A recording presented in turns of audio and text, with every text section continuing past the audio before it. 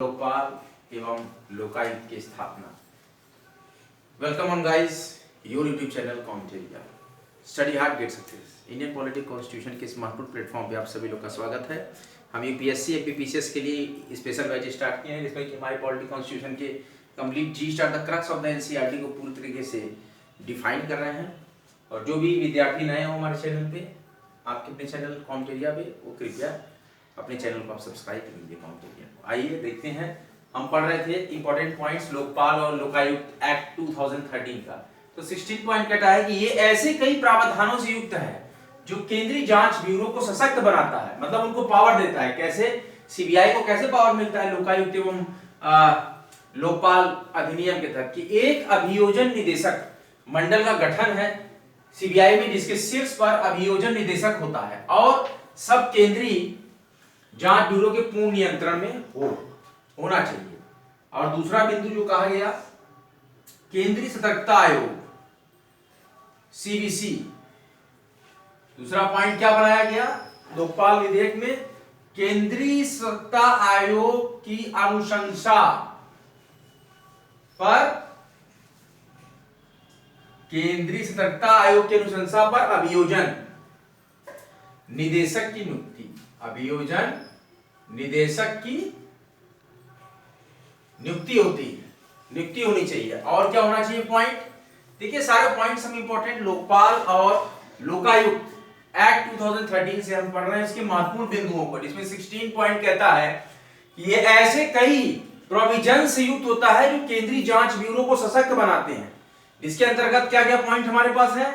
इसके अंतर्गत हमारे पास पॉइंट है, एक अभियोजन निदेशक मंडल का गठन है कि जिसके शीर्ष पर अभियोजन निदेशक हो और सब केंद्रीय जांच ब्यूरो के पूर्ण नियंत्रण में हो, और केंद्रीय सतर्कता आयोग यानी सेंट्रल विजिलेंस कमीशन की अनुशंसा पर अभियोजन निदेशक की नियुक्ति, और सरकारी वकीलों से इतर का मतलब हटकर, सरकारी वकीलों से इतर अन्य वकीलों, सरकारी वकीलों से इतर अन्य वकीलों के एक पैनल, अन्य वकीलों के एक पैनल बनवा जो कि बनता है, जो कि लोकपाल की सहमति से क्या करते हैं कि लोकपाल की सहमति से लोकपाल द्वारा भेजे, लोकपाल की सहमति से लोकपाल द्वारा भेजे गए मामलों की जांच करें। ये सारे इंपॉर्टेंट पॉइंट्स बताए जा रहे हैं आपको लोकपाल और लोकायुक्त अधिनियम 2013 के तहत। महत्वपूर्ण बिंदु, महत्वपूर्ण तथ्य हैं इसके कि क्या क्या डिसाइड किया गया कि ये ऐसे प्रावधानों से युक्त है जो केंद्रीय जांच ब्यूरो को सशक्त बनाते हैं, मतलब सीबीआई को ये सशक्त बनाते हैं। किस तरीके से? अंडर दिस सब पॉइंट्स। फर्स्ट पॉइंट, एक अभियोजन निदेशक मंडल का गठन जिसके शीर्ष पर अभियोजन निदेशक हो और सब केंद्रीय जांच ब्यूरो के पूर्ण नियंत्रण में हो जाए सब कुछ, और सेंट्रल विजिलेंस कमीशन की अनुशंसा पर अभियोजन निदेशक की नियुक्ति। और क्या होगा? सरकारी वकीलों से हटकर, मतलब उससे इतर अन्य वकीलों के एक पैनल बनाए जो कि लोकपाल की सहमति से लोकपाल द्वारा भेजे गए, लोकपाल की सहमति से लोकपाल द्वारा भेजे गए मामलों की जांच, लोकपाल की सहमति से लोकपाल द्वारा भेजे गए मामलों की जांच, एक अलग वकीलों का पैनल जो कि सरकारी वकीलों से हटकर हो, तो जांच करे, इसकी जांच करें। और क्या करेंगे कि हम सशक्त कैसे बनाएंगे सीबीआई को। इसके बाद लोकपाल के अनुमोदन, ध्यान दीजिए विद्यार्थियों, लोकपाल के अनुमोदन से लोकपाल द्वारा भेजा गया, लोकपाल के अनुमोदन से लोकपाल द्वारा भेजा गया, लोकपाल द्वारा भेजा जो केस है तो उसकी जांच, लोकपाल द्वारा भेजे केस की जांच करने वाले, केस की जांच करने वाले सीबीआई केंद्रीय जांच ब्यूरो के अधिकारियों का स्थानांतरण, अधिकारियों का ट्रांसफर। ये क्या होगा कि लोकपाल के अनुमोदन से लोकपाल द्वारा भेजे केस की जांच करने वाले सीबीआई के अधिकारियों का स्थानांतरण, ताकि वो एक जगह जम के भ्रष्टाचार न फैला पाए, किसी तरीके का लोभन प्रलोभन में न पड़ जाए केस की जांच के दौरान, इसीलिए उनको ट्रांसफर करके दूसरे अधिकारियों को तुरंत नियुक्त किया जाता है। और लोकपाल द्वारा प्रेषित केसों, और लोकपाल द्वारा प्रेषित केसों का मतलब मामला, जो केस होता है, जो मुकदमा होता है, जो मामले होते हैं, तो लोकपाल द्वारा प्रेषित केसों की जांच के लिए आयोग, लोकपाल द्वारा प्रेषित केसों की जांच के लिए आयोग को क्या करें, पर्याप्त फंड की व्यवस्था,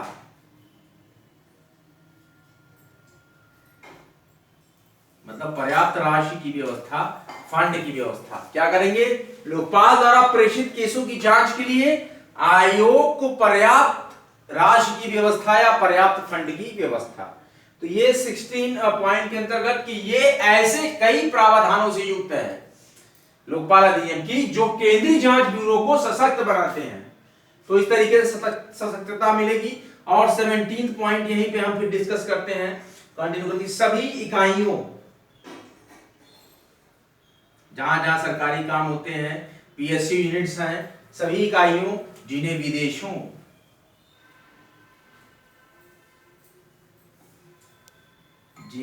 विदेशों से दान में पैसा मिलता है, सभी इकाइयों जिन्हें विदेशों से दान में पैसा मिलता है, और नो एफसीआरए, यानी क्या मतलब हुआ नो एफसीआरए का मतलब कि विदेशी अनुदान, ध्यान दीजिए समझिए, विदेशी अनुदान मतलब मदद जो मिलनी विदेश से, नियमन एक्ट कौन सा है, ध्यान दीजिए विद्यार्थियों, देखिए एफसीआरए का मतलब क्या है, नो एफसीआरए, फॉरेन, तो विदेशी अनुदान नियमन एक्ट एफसीआरए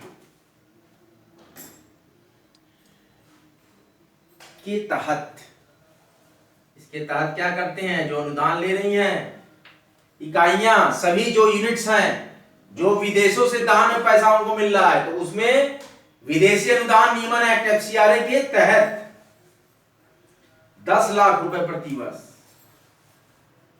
10 लाख रुपए प्रति वर्ष, हर वर्ष से ज्यादा अनुदान पाते हैं,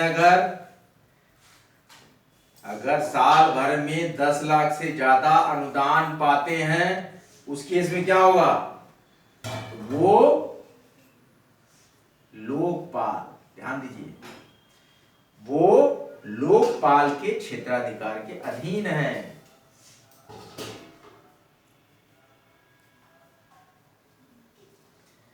मतलब उस पर एक्शन लेगा लोकपाल, उसकी जांच पड़ताल करेगा लोकपाल। अगर सभी इकाइयों, यहां होगा कि जो सभी इकाइयां हैं जिन्हें विदेशों से दान में पैसा मिलता है और नो एफसीआरए विदेशी अनुदान नियमन एक्ट के तहत 10 लाख रुपए प्रति वर्ष से ज्यादा अनुदान पा जाते हैं, तो उन सभी इकाइयों को लोकपाल के क्षेत्राधिकार के अधीन रखा जाए, ये बात कही जाएगी। क्या क्या पॉइंट हमने डिस्कस किया। 16 पॉइंट कहता है कि ये ऐसे कई प्रोविजन से युक्त है जो केंद्रीय जांच ब्यूरो को सशक्त बनाते हैं। किस प्रकार जांच कैसे केंद्रीय होती है, एक अभियोजन निदेशक मंडल का गठन जिसके शीर्ष पर अभियोजन निदेशक हो और सब कुछ केंद्रीय जांच ब्यूरो के पूर्ण नियंत्रण में हो, और केंद्रीय सतर्कता आयोग सेंट्रल विजिलेंस कमीशन की अनुशंसा पर अभियोजन निदेशक की नियुक्ति, और सरकारी वकीलों से हटकर अन्य वकीलों के एक पैनल बना जो कि लोकपाल की सहमति से लोकपाल द्वारा भेजे गए मामलों की जांच करेगा। किसी तरीके से भ्रष्टाचार को नहीं पनपने देंगे हम। और यहां पर क्या होगा कि लोकपाल के अनुमोदन से लोकपाल द्वारा भेजा केस भी जांच करने वाले सीबीआई के अधिकारियों का स्थानांतरण होगा और लोकपाल द्वारा प्रेषित केसों की जांच के लिए आयोग की पर्याप्त फंड की व्यवस्था किया जाएगा आयोग को। और सभी इकाइयों जिन्हें विदेशों से दान में पैसा मिलता है, सभी इकाइयों जिन्हें विदेशों से दान में पैसा मिलता है वो नो एफसीआरए यानी कि विदेशी अनुदान नियमन एक्ट के तहत 10 लाख रुपए प्रति वर्ष से ज्यादा अनुदान पाते हैं तो वो लोकपाल के क्षेत्राधिकार के अधीन है। क्या 10 लाख रुपए प्रति वर्ष से ज्यादा अनुदान पाते हैं वो लोकपाल के क्षेत्राधिकार के अधीन है, ये नियम होगा। ये 70 पॉइंट हमने यहाँ पे डिस्कस किए। अभी एक पॉइंट और हमारे पास है, आप लोग अपनी रिवीजन बुक निकालिए प्लीज, मैं आपको रिवीजन करा देता हूँ, फिर मैं 18th पॉइंट को नोट डाउन कराऊंगा।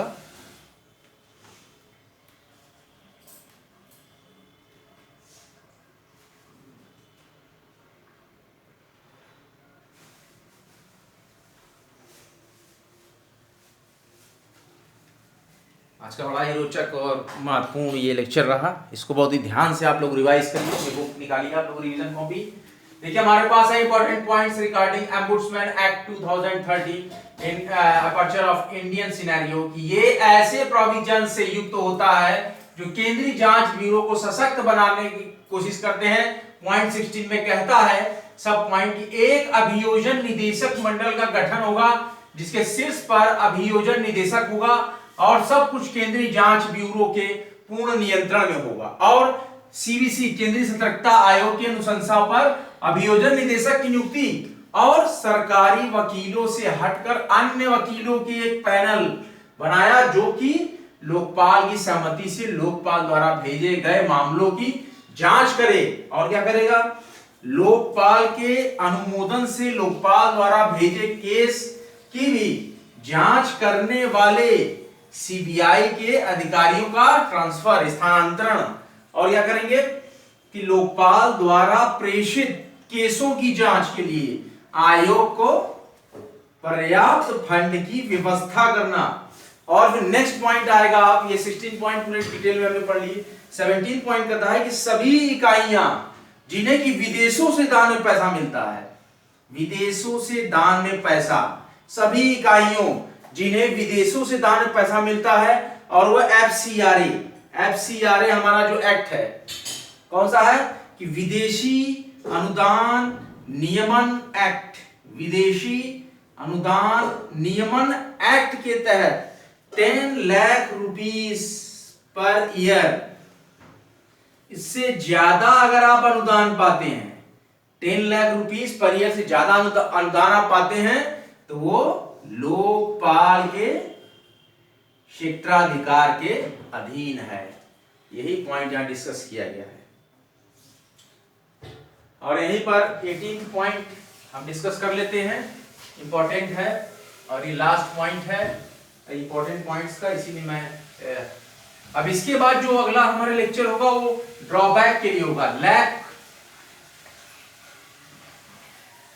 मतलब उसकी कमियां क्या हैं लोकपाल एक्ट की।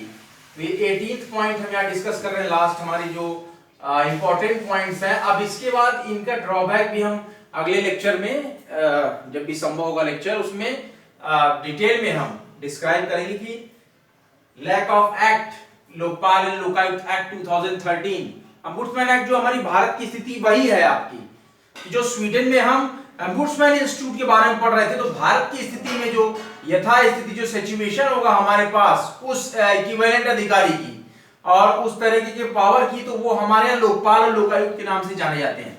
केंद्र में लोकपाल और हमारे राज्यों में अलग अलग लोकायुक्त होते हैं, ये ध्यान रखिएगा। तो देखिए यहां पर, और केंद्रीय जितने भी बड़े बड़े पीएम हैं, सांसद हैं, विधायक हैं, सचिव हैं, राष्ट्रपति है और आपके जो केंद्रीय मंत्री हैं, तो इन सभी पदों के लिए जो जांच का जो अधिकारी लोकपाल होता है और राज्य में हमारे लोकायुक्त होते हैं, इस चीज का आप ध्यान रखिएगा। 18th पॉइंट जो लास्ट है हमारे इंपॉर्टेंट पॉइंट्स का, ये कहता है कि इस एक्ट, कौन सा act, Lokpal and Lokayukta act 2013 के लागू होने ध्यान से समझिए कि लागू होने की तिथि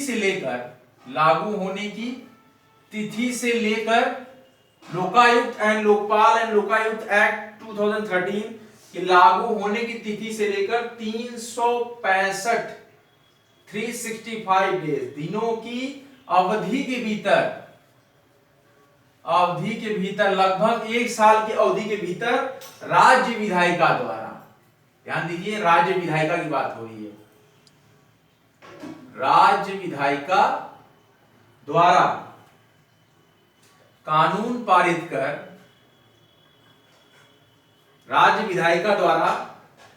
पारित कर लोकायुक्त, देख रहे हैं लोकायुक्त राज्य में आ गया, लोकायुक्त गठित करने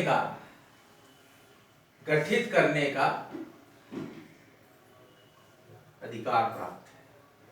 लोकपाल की तो तुरंत स्थापना हो जाती है, फिर उसके बाद हर राज्यों में आपके पास दबाव होगा कि आपको उसके 365 दिनों के अंदर, जब ये एक्ट हमारा लोकपाल एंड लोकायुक्त एक्ट 2013 जब हमारा आ जाएगा अमल में, तो इस एक्ट के लागू होने की तिथि से लेकर जब वो लागू हुआ तो उसके 365 दिनों के अवधि के भीतर, duration of 365 days, with in the duration of 365 days, उससे ज्यादा 366 डेज नहीं होना चाहिए, तो 365 दिनों के अंदर ही आपको राज्य विधायिका द्वारा, किसके द्वारा, state legislator, who can, state legislator have power, तो इसके द्वारा एक कानून पारित करके लोकायुक्त गठित करने का अधिकार प्राप्त है, किसको, इस एक्ट के तहत। तो ये लास्ट जो पॉइंट था, इंपॉर्टेंट पॉइंट, ये हमने सक्सेसफुली डिस्कस किया है। इसके बाद जो हम अगला लेक्चर फ्रेम करेंगे वो डिसएडवांटेज या drawback of Lokpal and Lokayukta act 2013। अब हम जॉब अलर्ट पैनल में आपको जॉब के बारे में बताते हैं, आज की महत्वपूर्ण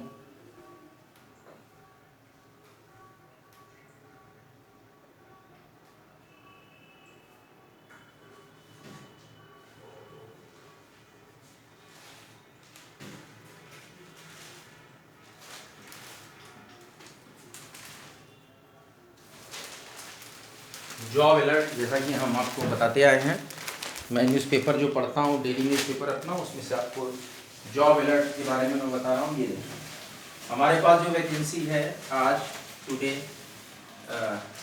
लोकल न्यूज़पेपर है, ये हमारे पास है जॉब अलर्ट, ये हमने नया स्टार्ट किया है 1-2 हफ्ते से, अब ये चलेगा। जॉब अलर्ट भी हम बताते हैं कौन कौन सी जॉब वैकेंसी आपके पास आई है।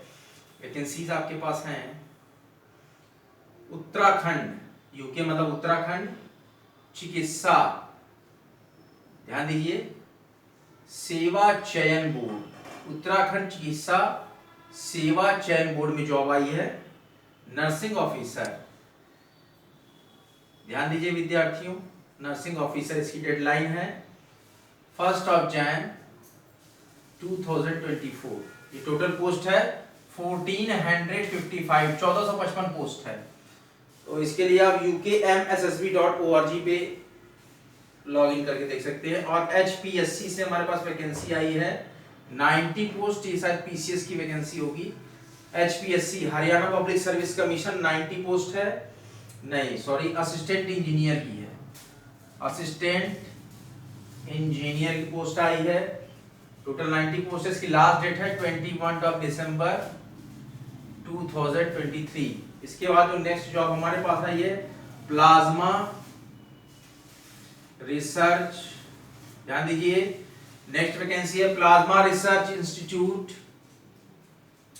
22 पोस्ट है यहाँ पे। और technical officer C, tech officer C, technical officer C का इसकी डेडलाइन है 18 दिसंबर 2023। इसके बाद हमारे पास है Hindustan shipyard, Hindustan shipyard limited, इसमें हमारे पास मौके हैं 99 पोस्ट है। ये जॉब अलर्ट मैं आपको बता रहा हूँ जॉब के बारे में।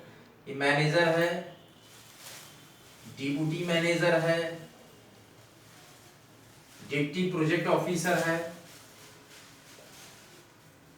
और इसकी लास्ट डेट है 24 दिसंबर 2023। इसके बाद employment state insurance corporation ESIC में जॉब है आपकी, 33 पोस्ट आई है। देखते हैं कहाँ पे है। ये आई है आपकी www.ecil.co.in और ये है आपकी प्रोजेक्ट इंजीनियर। पोस्ट क्या है? प्रोजेक्ट इंजीनियर और technical officer, tech officer. Deadline है 8 दिसंबर 2023। इसके बाद आपके पास जॉब है NHAI, national highway authority of India limited. ये आपके है 10 पोस्ट है NHAI में, national highway authority of India. इसमें आपके मैनेजर है और डिप्टी मैनेजर है, असिस्टेंट मैनेजर है। लास्ट डेट है इसकी 14 दिसंबर 2023। इसका वेतनमान है 47,600 से लेकर 2,08,700 रुपये प्रति माह। ये www.nhai.gov.in, national highway authority of India. और इसके बाद अंतर विश्वविद्यालय त्वरक केंद्र में स्वास्थ्य भौतिकविद विकिरण सुरक्षा अधिकारी की पोस्ट आई है 17 दिसंबर। लास्ट डेट है www.iuac.res.in। फिर एक वैकेंसी है वैज्ञानिक और नवीकृत अनुसंधान अकादमी, इसमें कार्यकारी सहायक प्रबंधक आदि पद पे है वैकेंसी। लास्ट डेट है 15 दिसंबर 2023 और ये acsir.res.in ये वेबसाइट है। बने रहिए जमे रहिए आपके अपने चैनल कॉम्पिटेटिया पे। Study hard get success, study hard आना चाहिए। फ्री एजुकेशन वर्ल्ड वाइड के इस महत्वपूर्ण प्रोग्राम में हमारी अपेक्षा है मुफ्त शिक्षा आपके द्वार। क्या आप है तैयार? सभी लोग को बताएं इस चैनल के बारे में। चैनल कंटेंट कैसे लगते हैं बताइए। हम पूरा प्रयास करते हैं, पूरी अनुसंधान अध्ययन और पूरी तरीके से हम सिंथेटिकल और सिंथेसिस करते हैं, संश्लेषण करते हैं पूरे विषय पे, इंडियन पॉलिटी और कॉन्स्टिट्यूशन पे। और यहाँ पे मैप करते हैं हम व्हाइट बोर्ड के माध्यम से। हम एक पुरानी परिपाटी लेकर चलते हैं कि हर विद्यार्थी को हर तरीके से समझ आए और कम से कम समय में, कम से कम संसाधन में एक परिष्कृत और संश्लेषित और बहुत ही बेस्ट कंटेंट देने की पूरा प्रयास करते हैं। और जितना हम यहाँ पर रिसोर्सेज के हिसाब से काम कर पाते हैं कर रहे हैं। और पूरी प्रयास है कि अभी मैं इस प्रोग्राम को निःशुल्क चलाता रहूँ। आपके हर एक कदम पर, हर शिक्षा के हर एक दम पर कॉम्पिटेटिव आपके साथ कंधे से कंधा मिलाकर नित्य नियमित आपके साथ हमेशा साथ है। और सभी विद्यार्थियों को, एस्पिरेंट्स को, कंप्लीटर्स को आप सभी के उज्जवल भविष्य की कामना करते हैं और आगामी एग्जाम्स के लिए आपको मोटिवेशन देते हैं। और हमारे इस पैनल पे आप जो चैनल देखेंगे कॉम्पिटेटिया एजुकेशनल रिसर्च सेंटर हमारा, इस पर हम मोटिवेशन शॉर्ट्स भी रील्स के माध्यम से और शॉर्ट्स वीडियोस के माध्यम से अपलोड करते हैं। इससे आप निराश ना हो, इससे आपको मोटिवेशन मिलेगा, उसको भी देखा करिए। ये थोड़ा सा मनोरंजक और आपके लिए